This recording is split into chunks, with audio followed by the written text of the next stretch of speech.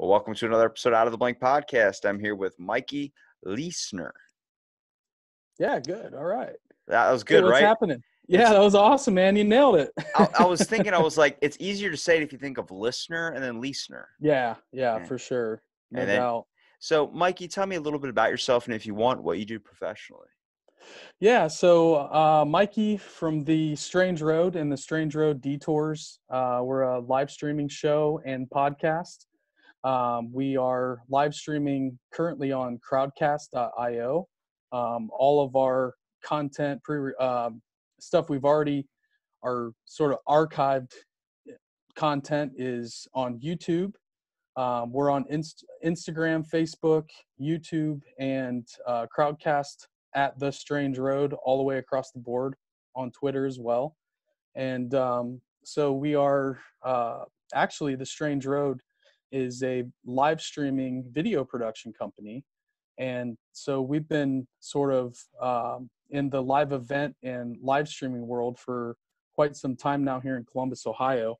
And so we've been kind of really gearing up for this time that we're having now, where live streaming's blowing up and everybody's on a Zoom call, and everything's kind of merged into this virtual world. And so during this COVID-19 shelter in place here in Ohio, all of our work disappeared. We've been doing music festivals, concerts, conferences, working with 501c3s for their kind of live special events and fundraisers. But also, I'm a freelancer as a camera operator, and I'm a director and producer. So we kind of do a little bit of everything, but our main focus has really been in live event production. So, So when we talk about the Strange Road, it seems like you've come with COVID, it turned into a fork in the road. But yeah, but 100%, man, 100%. with with the name of your show, what does that entail? Are we talking about just you go around finding different roads that are strange? Like, I know in my town there was one we always laughed at. There was one called Gay Street. So everybody would always take pictures by, be like, "Oh, I can't believe you live on Gay Street," and it was like a Yeah. huge thing.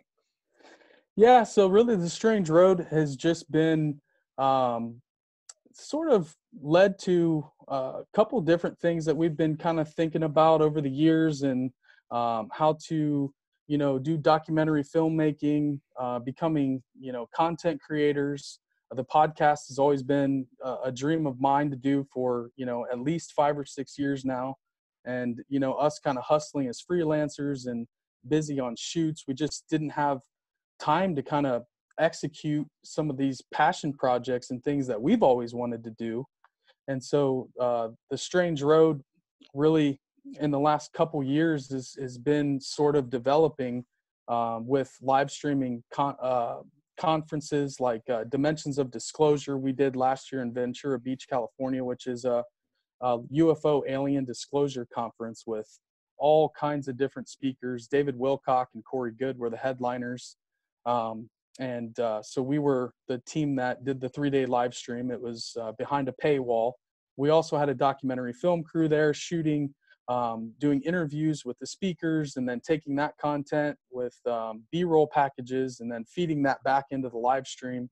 So we had this wonderful program that we had kind of produced and developed for about 3 months.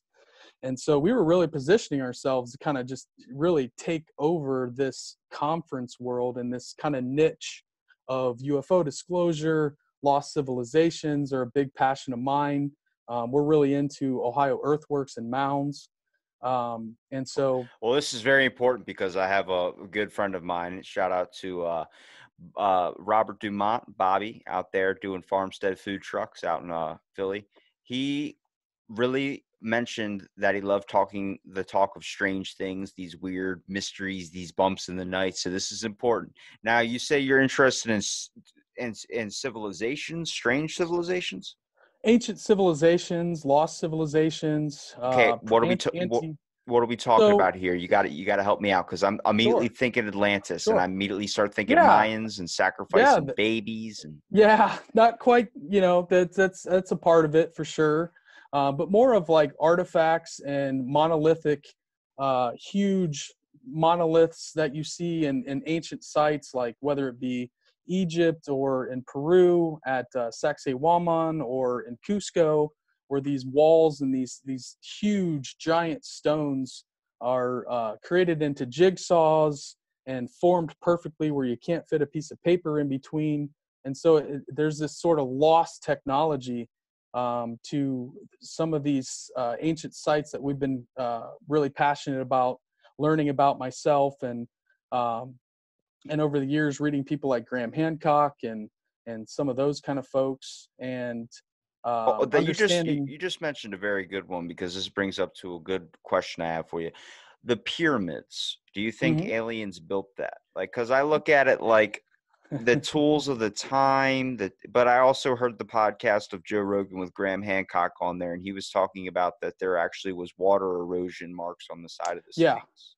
exactly. So what you're talking about there is the work of Dr. Robert Schoch.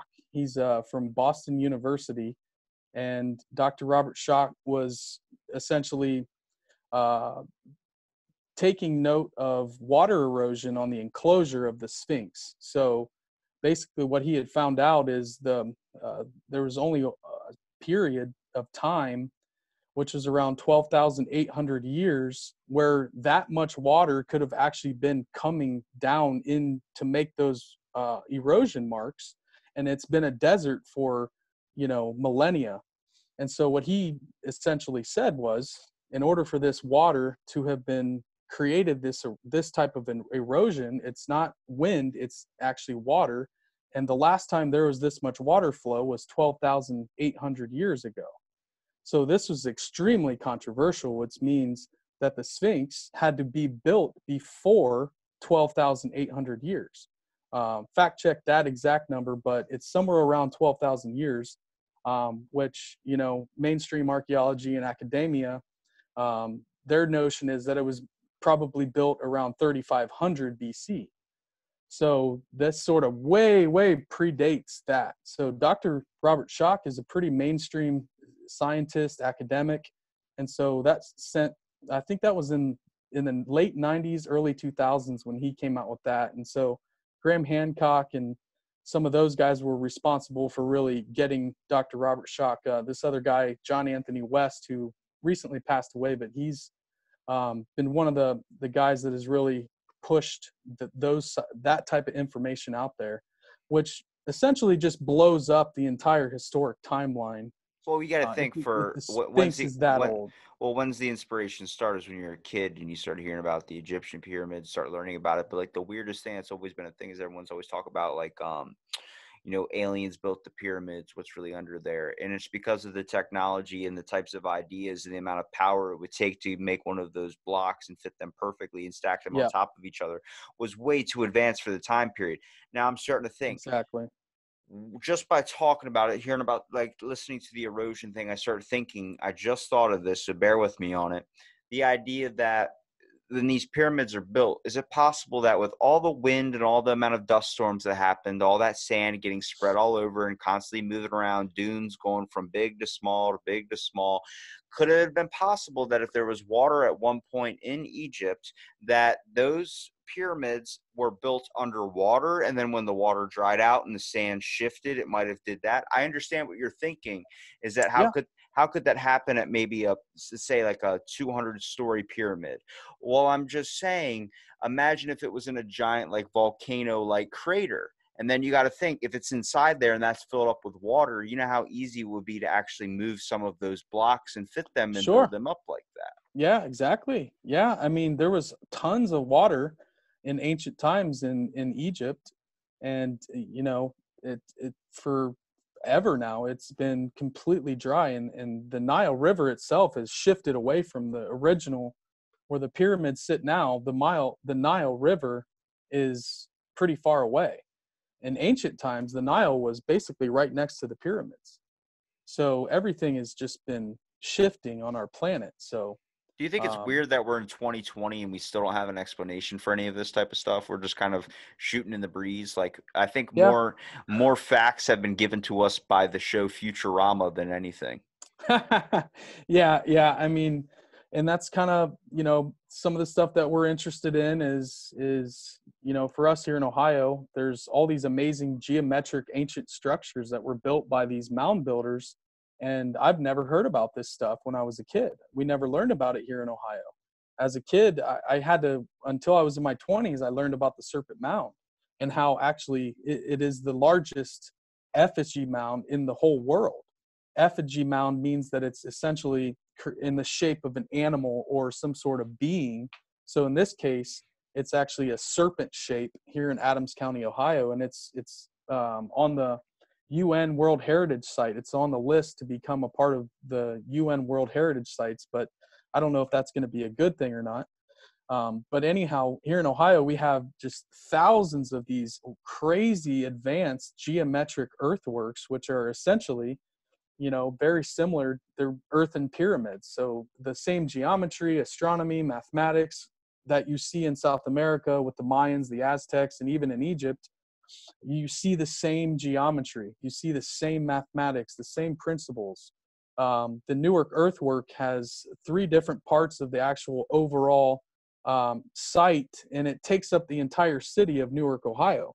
So this site is so big that each part of it are spread apart into what creates a larger, basically one, these different elements actually create the earthwork as a whole. So there's a huge circle, a giant circle, and that circle is the same exact size of the base of the Great Pyramid to a T. So they're using the exact same numbers as what you see sites in Egypt here in Ohio, in the Ohio River valleys. I mean, these are in Kentucky, Indiana, New York, and, nobody knows about this stuff, including myself. I had been to the Temple of Kukulkan. I had been to Chaco Canyon. I had been to a number of ancient sites all over the place and had some of the most amazing ancient sites right here in Ohio. I had never been to any of them. What do you think is a possible explanation for any of this type of stuff? I mean, obviously, Well, if you're saying you're interested in ancient civilizations or something, you don't really want to focus on like what I'm interested in, like Bigfoot. But at the same time, like I yeah, always question for the longest but time, there's been people always talking about aliens and these encounters, and you hear all these stories and stuff. But it's like there's still shit that if I Google right now, what the hell, how are the pyramids built? They're going to tell me everyone likes to think of aliens. It's like, okay, why is that the yeah. top result? And we don't even look at the second one that talks about, well, they used cranes and lifts and all this, elephants and all these types of things. I'm like, but the top result's aliens. Yeah, and after a while, all that becomes aliens, right? So as soon as it's unexplained, then aliens did it. I'm not someone that's, those shows, and they're interesting and they talk about a lot of these sites. And honestly, that's how I learned about a lot of these places like Göbekli Tepe, and well, not so much Göbekli Tepe, but like Pumapunku in South America, and some of these just really strange, where these they look like they're laser cut, and there's this precision to how they're creating these stone blocks, and it's obviously technology. Even engineers have visited these places and say you have to have some kind of technology to make this stone, to make this giant block. And so when you're looking at these outliers with the current model of human history, well, these sites don't really fit that model. They don't fit this model of, hey, we were hunter-gatherers and then we became farmers and now all of a sudden we have cell phones and laptops. So if there's much more, truly far more advanced civilizations than what we have now, well, then we have to admit that we're not the tip of the spear. That actually in the remote past, there were much more advanced civilizations, but we don't have those records because what the hell's going to last? I mean, you're talking about thousands and thousands of years. The only things that's left are the monoliths, are the huge stone blocks.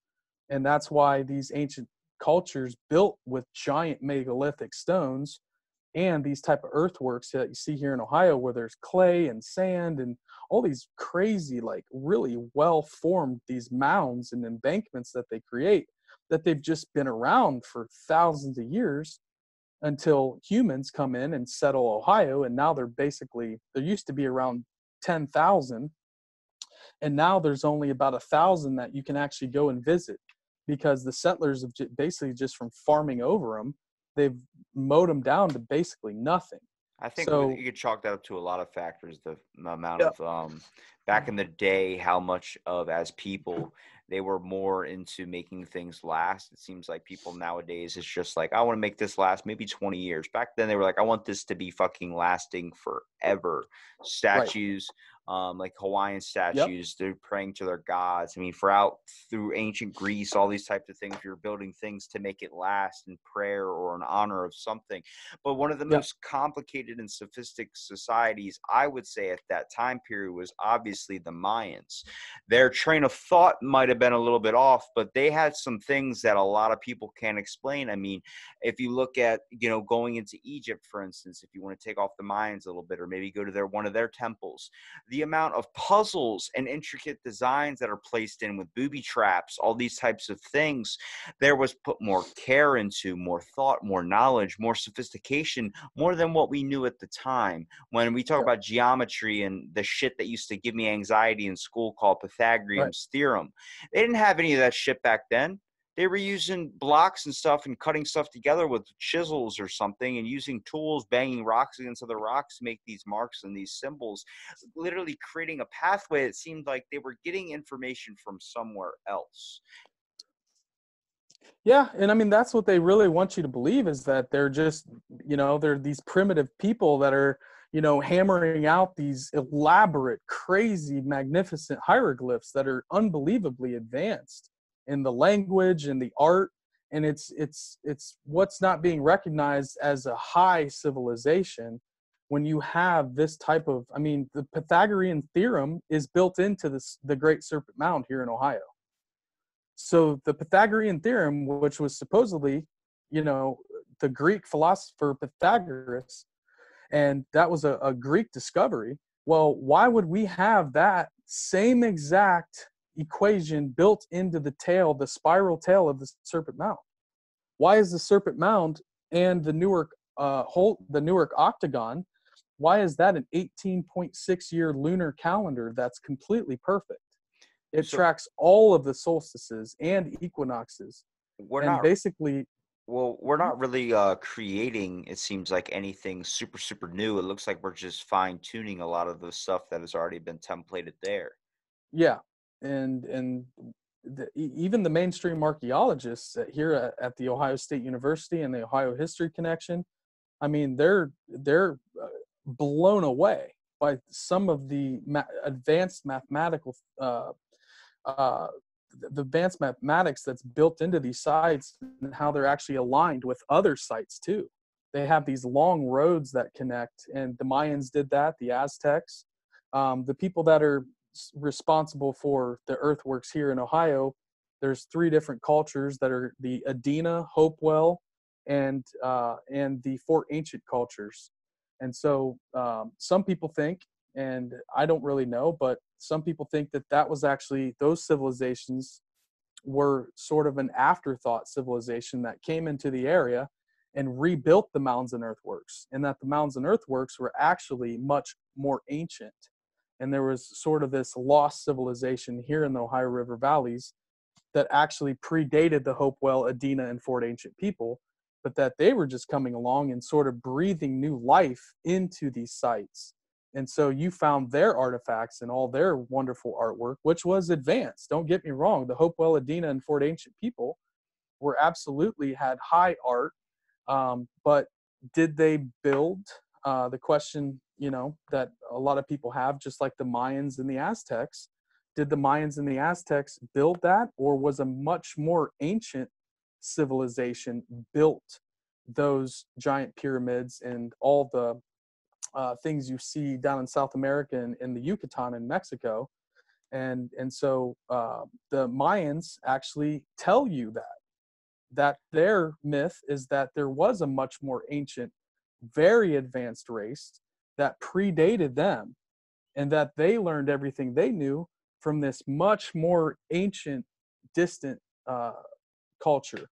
So Um, two thoughts I have. One, mhm. if there was an ancient alien race that decided to come down here, don't you think they would probably want to see what would happen to us if they gave us a little bit of information or maybe a little bit of help to be able to create these things?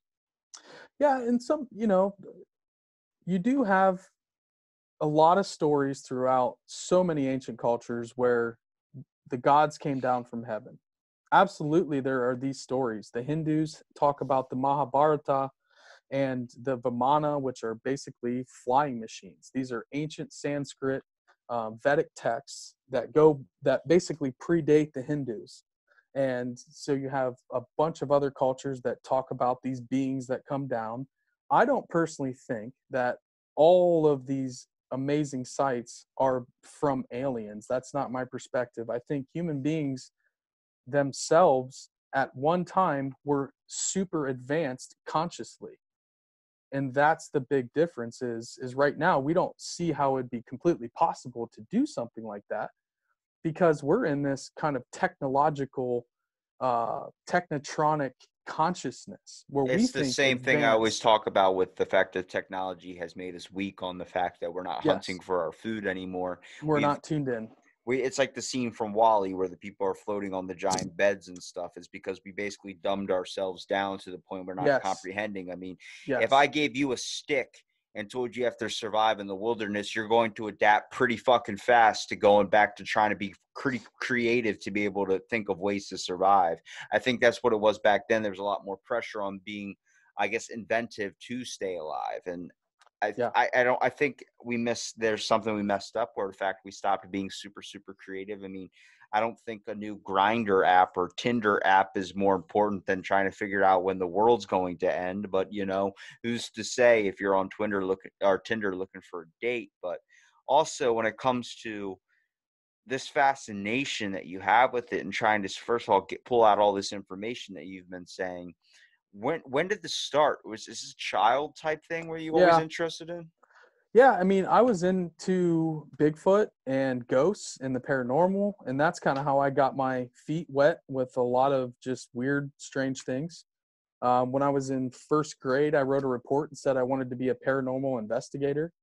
I was always, hoping. I mean, I was a small child in the '80s, but I basically grew up in the '90s, and there wasn't the content that you can get now on Bigfoot sightings, and it's just unbelievable. So I was like hungry for strange information, so I used to go to the library and get books on ghosts and Bigfoot and Sasquatch sightings, and just always loved it. And then when I got a little older, I started getting into conspiracies and became obsessed with how the world works, and the puppet masters and the bankers, and sort of the Council on Foreign Relations and the Bilderberg Group, and digging into, the levers of power, and sort of how everything operates.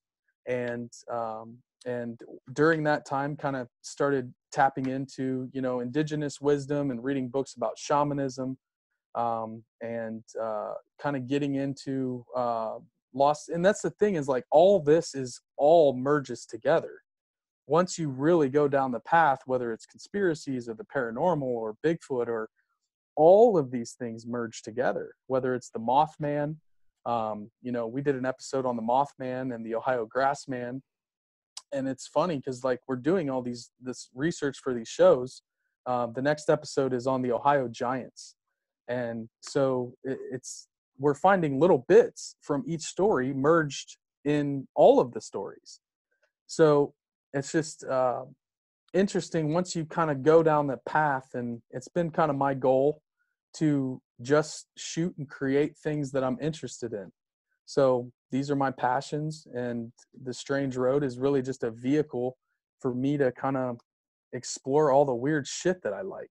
Well, what do And you my partner find? Kyle. Well, what do you find to be the most difficult in doing this type of stuff? Because even though this is a pretty popular thing amongst a lot of people, aliens and these conspiracy theory type thing, it's not really focused on a whole lot when it comes to what America or what the world is super interested in. We're more about true crime. We're all about Yeah, politics and all this type of stuff. And I'm like, is our attention verged off somewhere? Because I feel like if we really tried hard enough, we could find out some answers. I mean, the government just talked about the UFOs, the unidentified flying yeah, objects, confirmed evidence of that or something, and yep, admitting to that for so long we were trying to get answers. At one point we were at Area 51's door, like, let's get the fuck in there. And I think if yeah.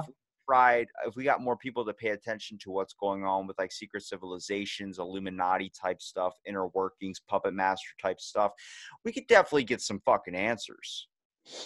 Yeah, man, it's one of those things where, once you go down that path, you realize that everything's so compartmentalized.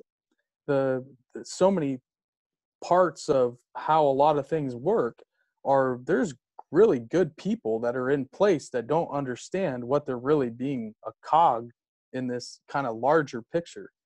So for me, what it really boils down to is consciousness and raising our level of consciousness as human beings.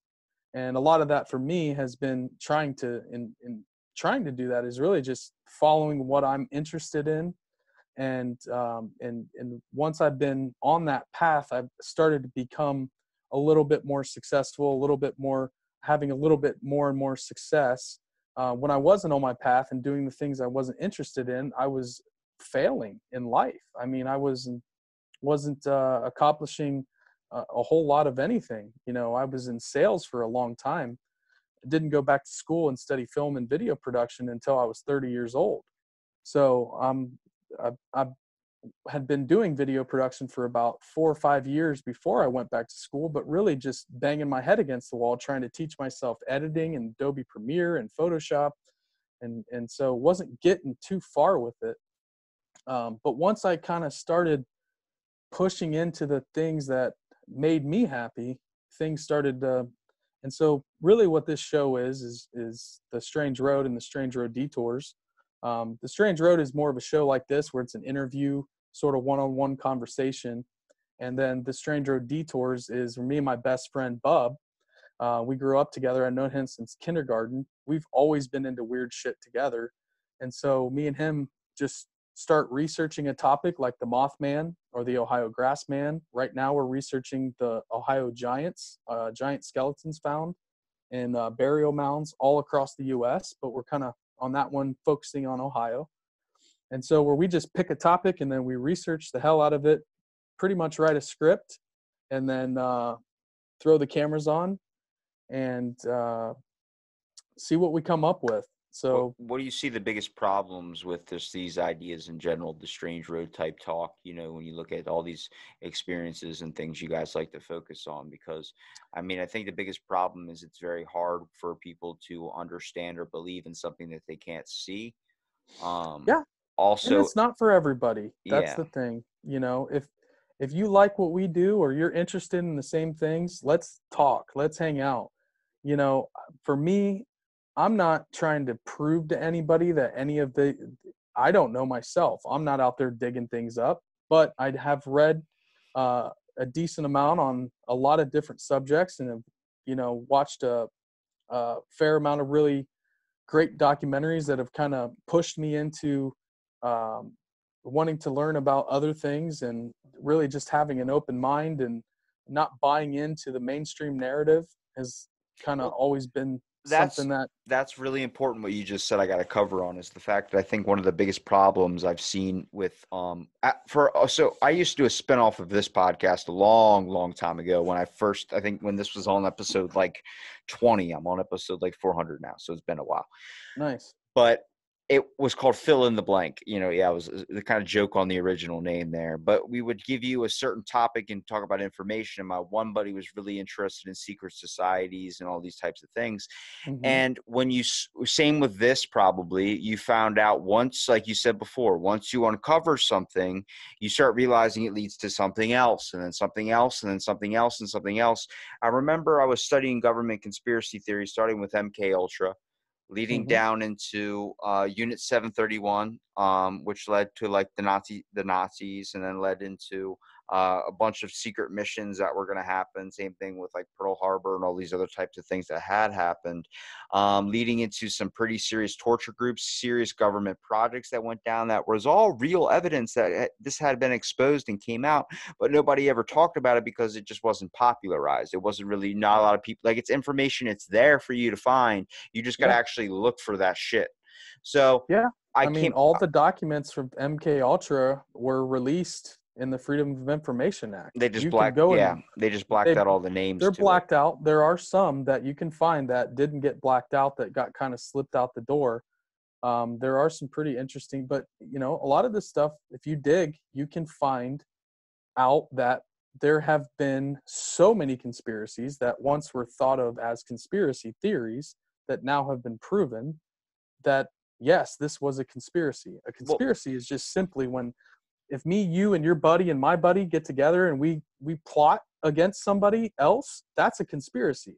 yeah. The term conspiracy theorist was termed after JFK was assassinated by the FBI COINTELPRO. Well, before we So, go down the MK Ultra and the JFK route here, I kind of wanted to finish what I was saying, which was yeah, the fact that when you start talking about things like this, is the biggest problem is people start saying you're going down a rabbit hole, you're going down into craziness basically, and then you start yeah, acting, you start talking a little crazy because now you have so much information in your head. I remember finding out all these things. The one thing that really appalled me the most was known as Willowbrook State School. I don't know if you've ever heard of that, but no, it was a rundown high school where this was back in the day when nobody really understood the mental retardation behind like what that really meant. So mm-hmm. it was this school where they would just, the parents would drop their mentally challenged kids off and then never come back to see them again.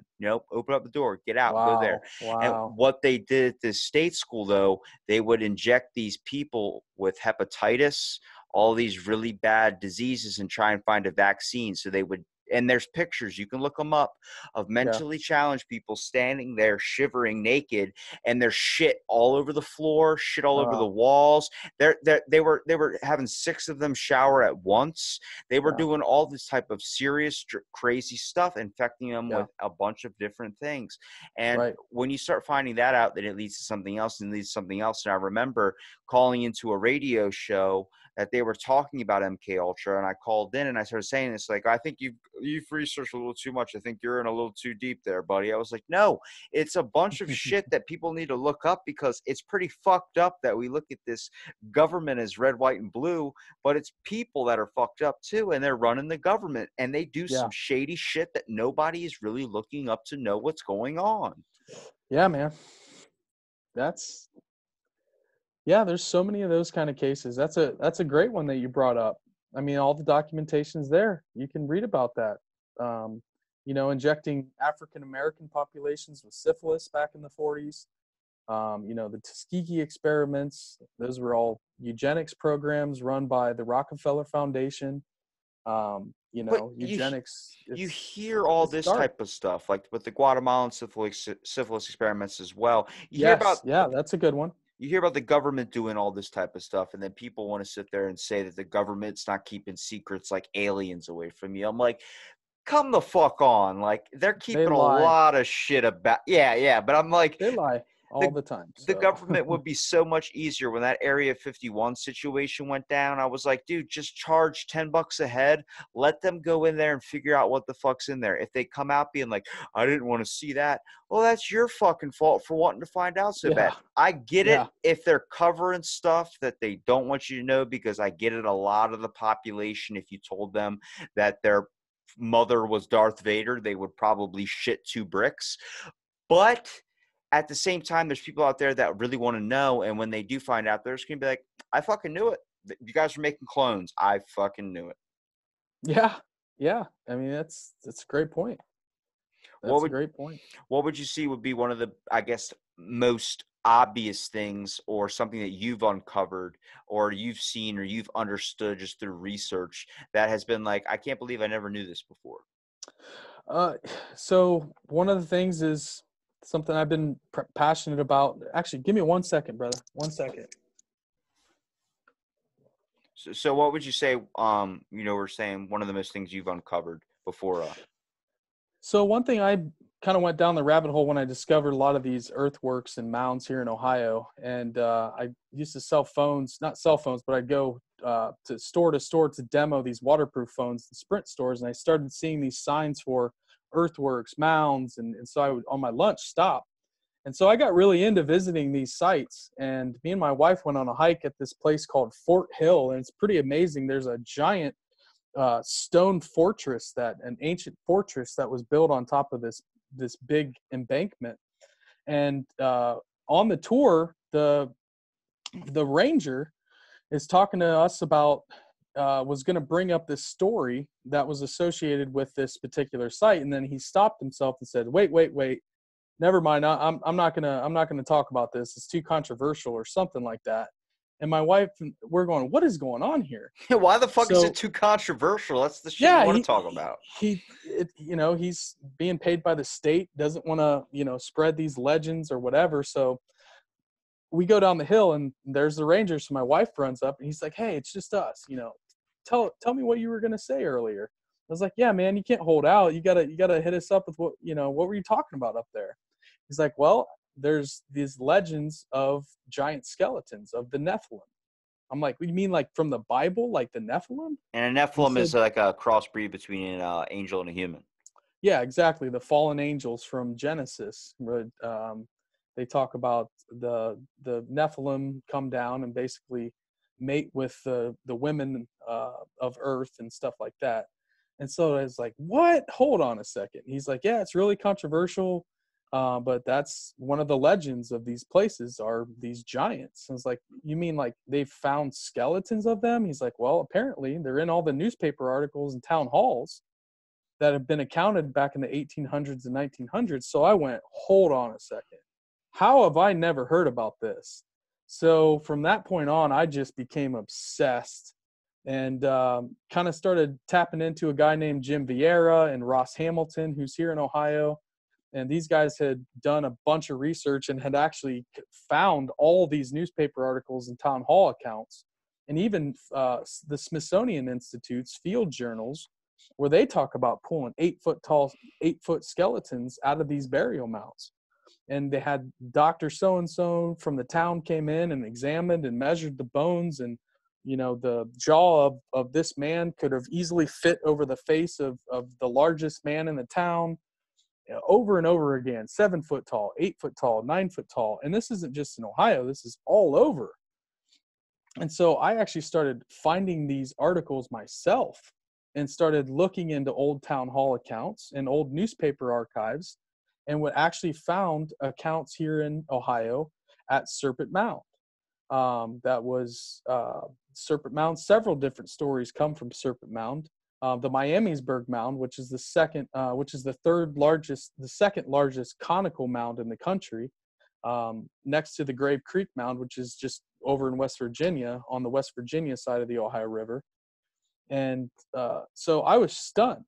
I was shocked that me being so into weird shit my whole life had never heard about this, had never heard about these giant skeletons being pulled from burial mounds.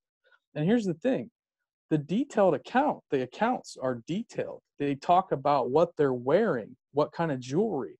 There's copper jewelry, huge copper breastplates, beautiful copper tools, beads and shells from North Carolina, obsidian from North Carolina, shells from the Gulf Coast. I mean, this is like a trading network. And some of them would be in upright positions, like the skeletons were buried sitting up and facing east. So you would hear these similar accounts of, these, and they would have like Native American normal sized people that would be buried with them at some times. And so I just started finding account after account after account, and it just literally blew my mind. And so I haven't been into the whole giant phenomenon in some years. So we're actually revisiting this whole obsession that I had. That was in like 2013 when I started getting hip to a lot of that stuff.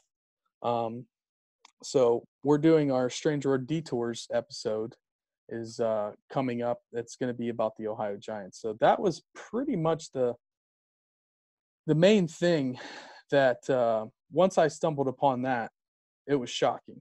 Do you think upon the COVID situation, all this type of stuff, that a lot of stuff like conspiracy type talk is really happening? Like I know a week before COVID happened, I talked to a stockbroker who was telling me about stocks and like explaining it all to me. And I mentioned something as a joke which was, I was like, I bet probably the best stock to buy into would be toilet paper because it never goes up and it never goes down. And then COVID hit, and you saw it Yeah. increase by a lot. But Yeah. which was weird was on the news they said before, I think like 2 or 3 days before that there's a shortage on toilet paper or something. Then that's when everybody started buying it. Then we were about to get our stimulus checks, the $1,200 or whatever. And 2 days before that, the news had said that there's a meat shortage. Immediately, people were like, I guarantee you people are going to spend all their stimulus checks instead of paying rent on buying meat, which is what happened. Now, the cigarette industry has gone way down because of COVID. And now they're Yep. coming out and saying accounts of that the fact that actually smoking cigarettes might actually stop you from getting COVID because of the tar from cigarettes blocking COVID from sticking onto your lungs. Now, hearing that, you start to wonder what the fuck is going on in the world. And I think this is going to cause a huge trend of people that are going to want to look all this stuff up. I mean, from everything to they're going to pull up an article on this COVID situation, find a cigarette thing, lead to the meat thing, lead to the toilet paper thing. Next thing you know, they're leading into like maybe 2 hours later at 1 o'clock in the morning, you're on your phone finding out that, oh my God, there's sightings of Bigfoot and whatever. You're gonna start going down some rabbit holes. So do you think that this type of strange road talk, or these types of paranormal or mysterious things is going to spark interest in the years coming up? Yeah, I think Jeffrey Epstein did that last summer. I think that was a red pill moment for the world, when, it was basically people in high power were running a pedophile network. I think that's pretty much out in the open. You can't deny it. It's just a matter of how deep it went. And the media has done a really great job of suppressing all those women. The documentary on Netflix is going to be coming out. We'll see how that turned out, if how much they were, they held back. But I think last summer, people woke up on a massive scale. I mean, everybody was talking about, did Jeffrey Epstein kill himself or not? That's a conspiracy, my friend. Now you have your neighbor or your uncle that you've never talked about conspiracies that are like, hey, man, I don't think that Epstein guy killed himself. And they're having this moment where they're going, holy shit, the world really isn't what it seems. And so you started seeing your everyday people waking up on these massive scales. And now all of a sudden, boom, COVID-19, we're all supposed to just lock back into place and stay at home. And yeah, we're supposed to do everything that you're telling us to do. Well, didn't we just learn last summer that all these powerful people are fucking disgusting fucks? You know what I mean? So now we're just all supposed to step in line again.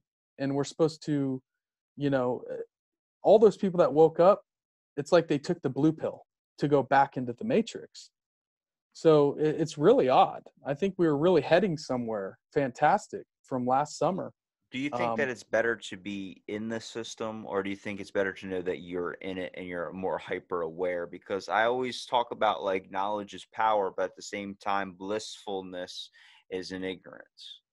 Yes, it is. You can definitely be more happy if you are ignorant to what is going on. There's no doubt about it. I mean, I have two daughters, so I've been up at night thinking and worrying about different things and over the years and have had to let go of that. But you know, knowledge is power. You just said it, and it does come with a responsibility. If you start having these kind of oh shit awakening moments throughout your life, which I've had since I was younger. Like I said, I've been into a lot of this stuff. So I've had my kind of awakening moments in all through my 20s and early 20s and late 20s.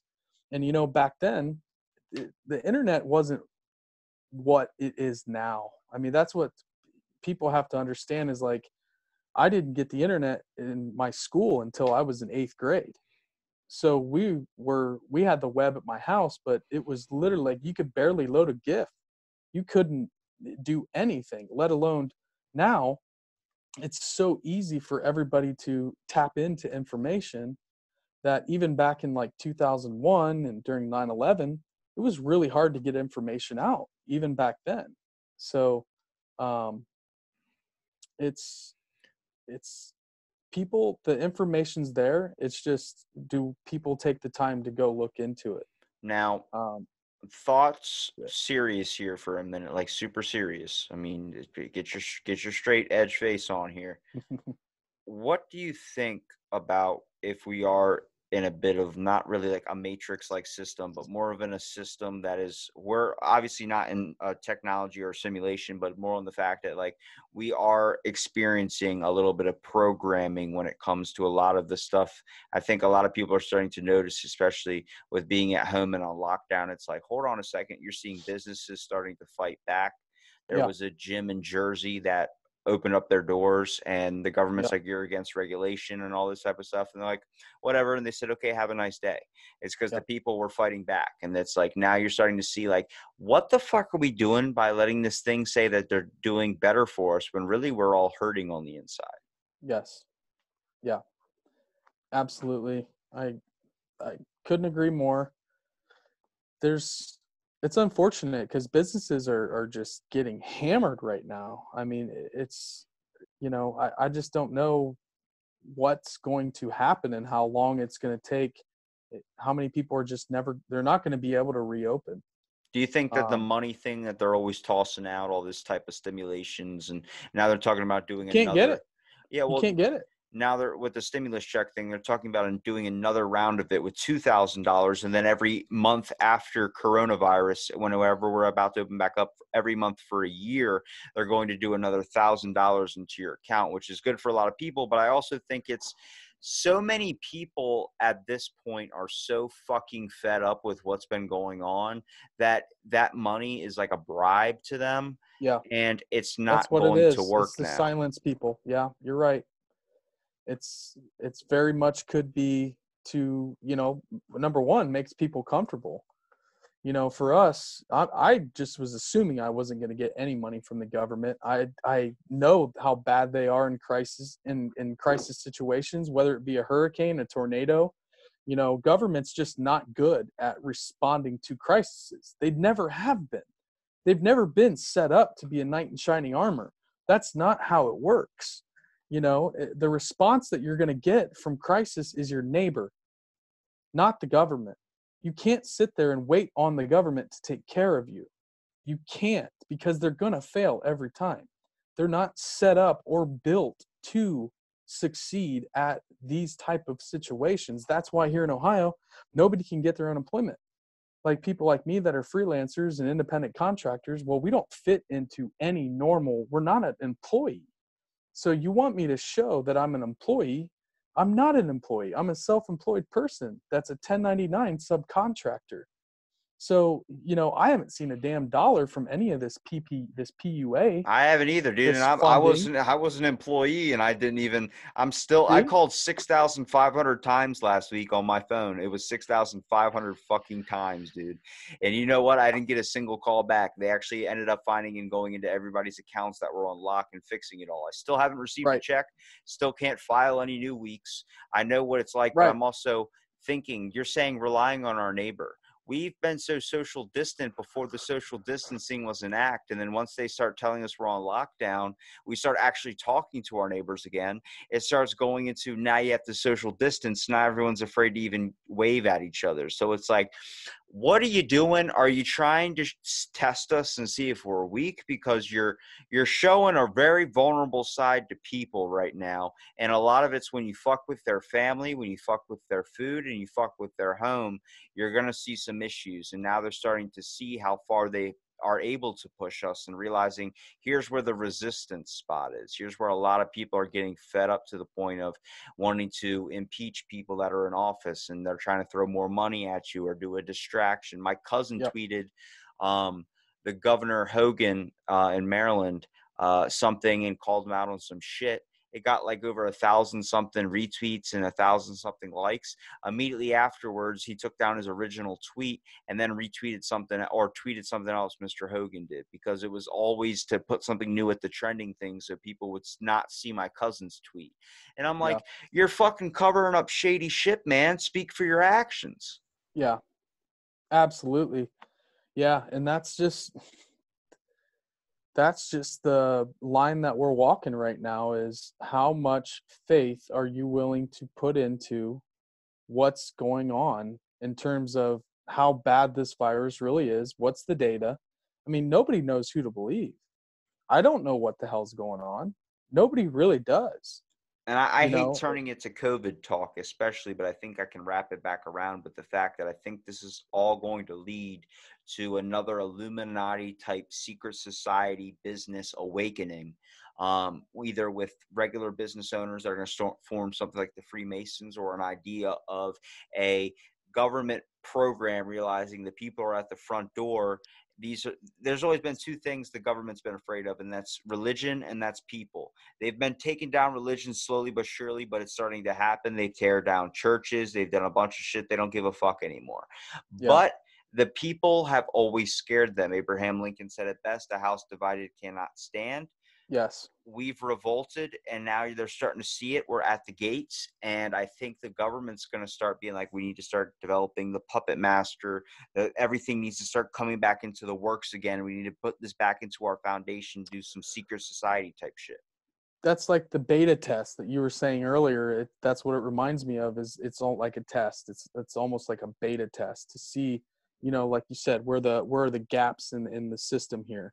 What can we manipulate or it benefit what this initiative for all these different types of groups? I mean, Illuminati is kind of like this umbrella term for people that do evil shit at this point. I mean, there's so many secret societies, and the Skull and Bones at Yale, and the Bilderberg groups, and the Council on Foreign Relations. Those are kind of the think tanks that you really got to be aware of and conscious of. You can talk about the Freemasons all you want, but what it boils down to is the Council on Foreign Relations, these Bilderberg group type people, and reading some of their papers, and talking about people like Eric Schmidt from Google talking about in one of his think tanks that if we don't start moving forward with these Chinese surveillance systems like the Chinese are using, we're going to fall behind in the world economy. And Eric Schmidt is recommending that we start putting in these surveillance techniques. And this is in November of 2019. So this is well before any of these things start happening. So now you're starting to see some of this surveillance stuff roll out. It's essentially medical surveillance where you can track who's got what. We're losing, every time these things happen, we're losing a little bit more liberty and freedom. And we're handing over more and more of our liberty for protection. So do we need the government to protect us?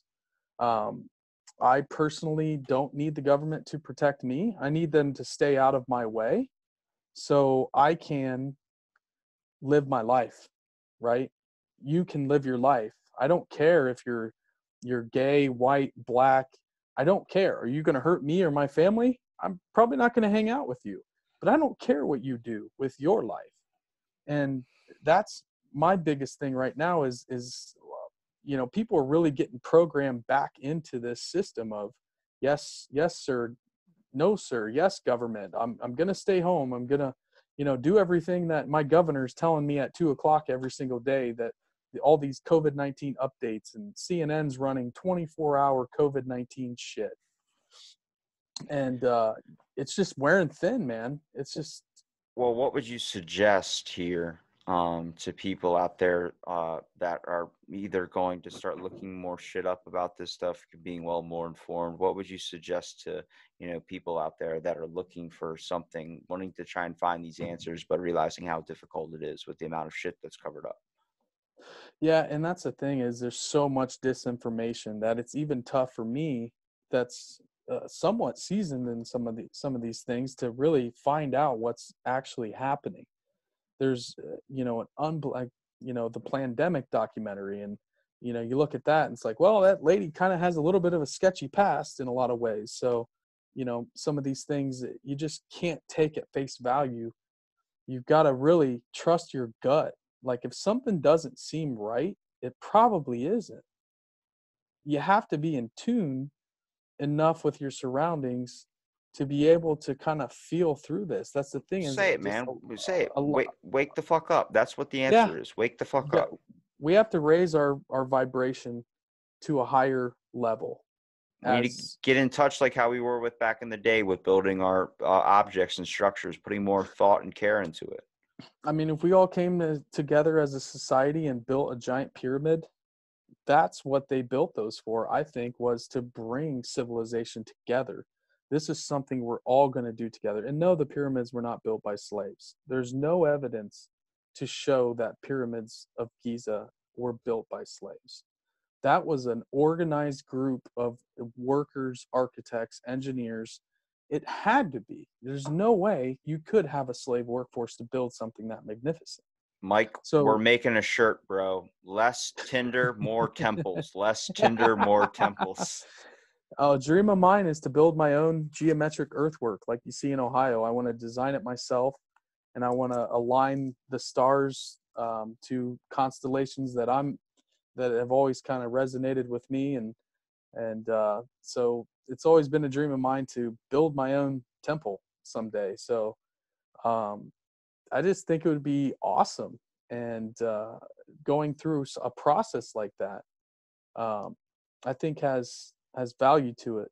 And if we all started building temples and pyramids, and I think our culture would exponentially just explode, with wisdom and art and um, the whole gamut. I couldn't say any better myself, man. I appreciate you coming out and doing the podcast, dude. Dude, you're awesome. So cool to talk to you. Please, Keep it up, man. You're killing it. This is awesome. I appreciate it, man. Please, one more time for everybody out there listening, I want you to plug your show, where they can Yeah. find all your links, everything, and I'll make sure I'll put it in the description as well.